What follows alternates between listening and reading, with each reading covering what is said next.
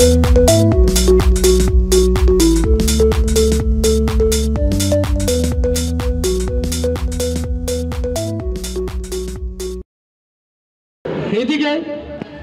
আমাদের চলচ্চিত্রের বিলেন হুমায়ুন ফরিদি। আসো বাবা আকাশ, মনে পড়ে বলি নাই, মনে পড়ে শুধু একটা পুতুলের কারণে আমার বাইরে খুন করছো। হে ভাই তুই শুনতেছস?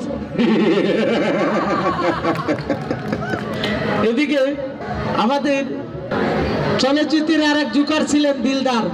ও মা গো, ও শুনি না, আমি আর ঢাকায় থাকবো না। ঢাকা বিল্ডিং আর বিল্ডিং, ও রে বাবা রে, কোন সময় জানি মাথায় ব্যাগে ফিরে যায়, আমি গ্রামে চলে যাইব।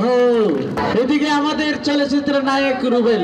ওই জাফর চৌধুরী, আমার বাবার যদি কিছু হয় তোকে আমি খুন করে ফেলবো। ডিপ জল মান না, হ্যাঁ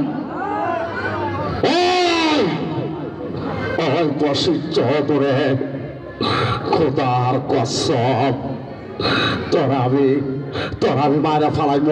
কি কইলে মানবার পোলা, আমারে খুন করে পালাইবে? আয় না রে, কথা কয় না রে।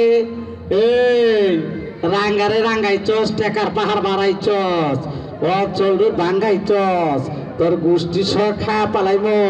ওই আজিজ ভাই, ওই ফকিরের ফোলা আমাকে সাথে গালতারি করছে, দেব নাকি গুলি কইরা?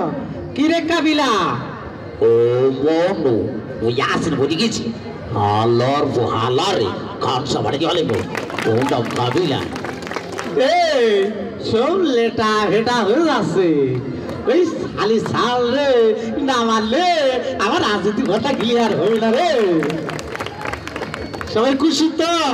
এদিকে আমাদের নায়ক কুমার সানি।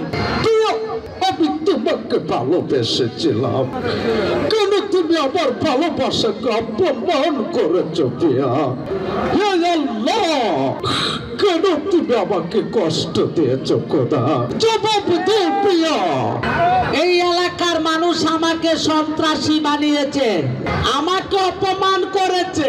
আমি তো ভালো ছিলাম আব্বা। তুমি চলে যাও, তোমার জন্য কাবিলা আমাকে অপমান করেছে। মারব তোমার অপমান করছে আব্বা? কেন আমার জীবনটা এরকম হয়ে গেল আব্বা? আমি তো ভালো ছিলাম আব্বা। তুমি কি করে ভাবলে সন্ত্রাসীর টাকা দিয়ে আমার চিকিৎসা হবে? তুমি চলে যাও মারব। ওই কাবিলা, এই হালা ফালা চোখ ইয়ে কথা কো। এই তুই করলে কি? তুই আমার বাবাকে অপমান করছস। মারো মোর কাইয়া ফালাইলে